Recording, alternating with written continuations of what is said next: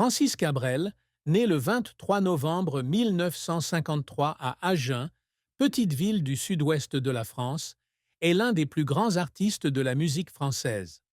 Avec sa voix chaleureuse, la poésie de chaque lyrique et son style de vie simple, il a touché le cœur de millions de personnes. Cependant, derrière son apparence calme et son doux sourire se cachent de profondes tristesses qu'il révèle rarement. La plus grande tristesse de la vie de Francis Cabrel fut peut-être le décès de son père, Pierre Cabrel, alors qu'il avait une vingtaine d'années. Pierre, ouvrier dans une usine de biscuits, n'était pas seulement un père, mais aussi une grande source d'inspiration pour François. Il lui a inculqué l'amour de la musique folklorique et les valeurs du travail honnête.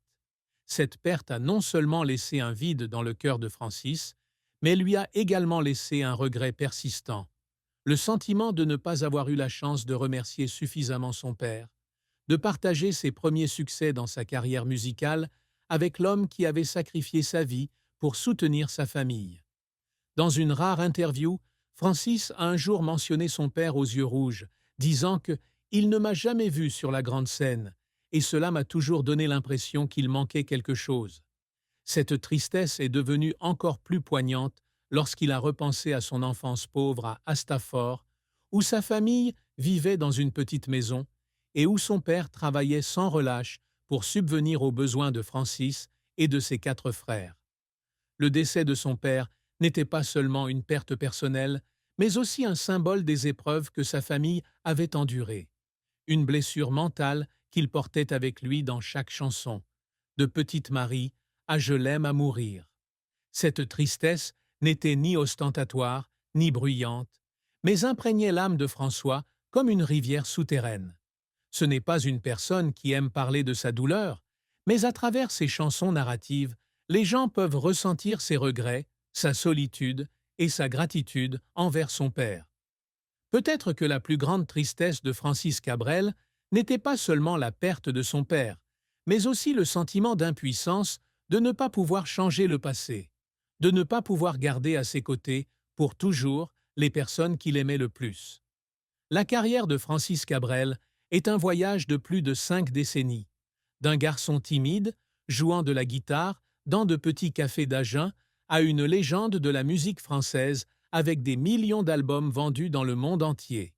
C'est en 1974, lorsqu'il remporte un concours de musique à Toulouse avec la chanson « Petite Marie », chanson qu'il écrit pour sa future épouse Mariette, que Francis ouvre les portes de sa brillante carrière. Son premier album, Les Murs de poussière, 1977, bien que n'étant pas un grand succès, le présente comme un artiste au style unique, un mélange de folk, de rock et de poésie occitane. Le véritable succès lui arrive en 1979 avec l'album Les Chemins de traverse, dans lequel la chanson « Je l'aime à mourir » devient un phénomène, portant le nom de Francis Cabrel au-delà des frontières de l'Hexagone. Les années 1980 et 1990 furent son apogée. Des albums comme Fragile, 1980, Carte postale, 1981, Quelqu'un de l'intérieur, 1983, Photos de voyage, 1985, Sarbacane, 1989 et Samedi soir sur la Terre, 1994, se vendent à des millions d'exemplaires, lui valant de nombreuses récompenses, dont les victoires de la musique. Sarbacane, avec la chanson du même nom dédiée à sa fille Aurélie, fut l'un de ses albums les plus réussis, vendu à plus de 2 millions d'exemplaires et considéré comme le chef-d'œuvre de sa carrière. Francis n'est pas seulement un chanteur, mais aussi un musicien talentueux, écrivant la plupart de ses propres chansons, avec des paroles riches et émouvantes, inspirées de Bob Dylan, Leonard Cohen et du folklore français. Il s'essaie également à d'autres projets, comme l'album des Roses et des Orties, 2008, où il combine sonorités blues et rock, ou encore Vise le ciel, 2012, un album hommage à Bob Dylan avec des traductions françaises. Cependant, la carrière de Francis n'a pas toujours été facile. Dans ses premières années, il a connu l'échec lorsqu'il a été rejeté par de nombreuses maisons de disques parce que son style était considéré comme trop rustique par rapport à la tendance de la musique pop populaire de l'époque.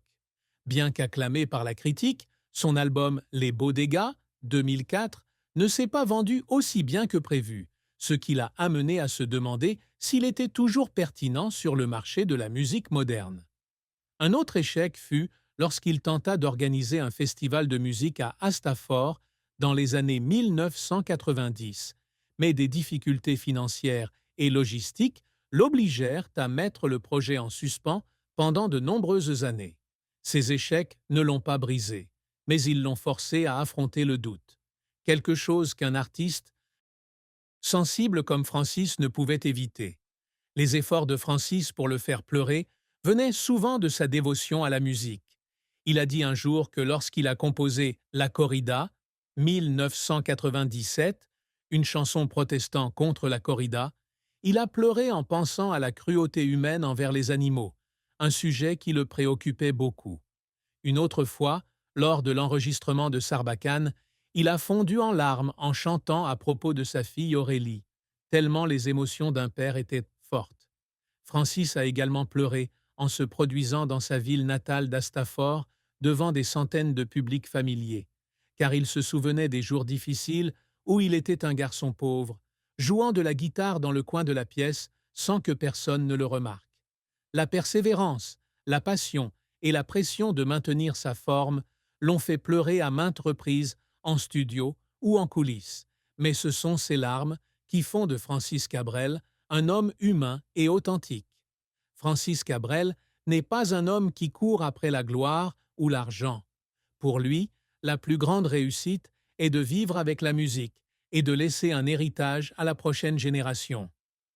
L'un des objectifs qu'il a toujours poursuivi est de créer des chansons intemporelles, non seulement pour divertir, mais aussi pour raconter des histoires significatives. Je l'aime à mourir, avec plus de 700 reprises à travers le monde, en est la preuve. Il a dit un jour que si un jour ses enfants et petits-enfants chantaient ces chansons pour la prochaine génération, ce serait le plus grand succès de sa vie. Préserver la langue et la culture occitanes, langue maternelle de son pays natal, est également un objectif qu'il s'est toujours efforcé de réaliser. Beaucoup de ses chansons, comme L'encre de tes yeux, ont une touche folk du sud-ouest de la France, comme une façon pour lui de préserver l'héritage de sa patrie. Une autre réalisation à laquelle Francis s'efforce est de construire une communauté musicale à Hastafor. Depuis 1988, il organise les Rencontres d'Hastafor, un événement annuel où de jeunes musiciens apprennent, composent et se produisent avec lui. Malgré les difficultés initiales, le projet est devenu une partie importante de sa carrière, l'aidant à découvrir et à nourrir de nombreux nouveaux talents. Francis s'efforce également d'être un père et un mari exemplaires, ce qu'il démontre par la façon dont il consacre du temps à sa famille malgré son emploi du temps chargé. L'album Sarbacane fut non seulement un succès commercial, mais aussi sa promesse à sa fille Aurélie qu'il serait toujours là pour elle, peu importe où sa carrière le mènerait. De plus, Francis s'efforce de maintenir son propre style musical dans une industrie en constante évolution. Il a refusé de suivre les tendances de la musique électronique ou pop moderne, s'en tenant plutôt aux guitares acoustiques et aux mélodies rustiques. Être honoré du Grand Prix de la SACEM, Société française des auteurs et compositeurs, en 1990 et de nombreuses autres récompenses témoignent de cette persévérance. Chaque album, chaque chanson est pour lui une étape pour prouver que la musique n'a pas besoin d'être tape à l'œil pour toucher le cœur des auditeurs, un exploit qu'il a réalisé et qu'il perfectionne constamment. L'amour et le mariage de Francis Cabrel sont une belle et rare histoire dans le monde turbulent des artistes. Il rencontre Mariette Dargeau, le grand amour de sa vie, alors qu'ils sont tous deux très jeunes, lors d'un bal à Agen. Mariette, une fille simple au sourire chaleureux, est devenue l'inspiration de la chanson Petite Marie, la chanson qui a marqué un tournant dans sa carrière. Ils se marient en 1974, alors que Francis n'a que 21 ans, et dès lors, Mariette devient une compagne indispensable dans sa vie. Le couple a trois enfants. Aurélie, née en 1986, Manon, née en 1990, et Thieu, adopté du Vietnam en 1404. Après plus de 50 ans de mariage, Francis et Mariette entretiennent un amour durable, ce qu'ils mentionnent souvent avec fierté dans les interviews. Cependant, tout n'était pas parfait dans l'amour et le mariage de François. Bien qu'aucun scandale ni rupture n'ait été signalé, il a admis que la vie d'artiste en tournée l'éloignait de sa famille pendant de longues périodes, ce qui provoquait parfois des distances invisibles avec Mariette et les enfants. Dans une chanson peu connue, Le reste du temps, il écrit sur la solitude d'un homme toujours séparé de son amante, une confession discrète des petites peines de son propre mariage. Francis a également partagé que lorsqu'Aurélie était petite, il pleurait lorsqu'il réalisait qu'il ne pouvait pas être présent pour ces moments importants en raison de son emploi du temps chargé de représentation.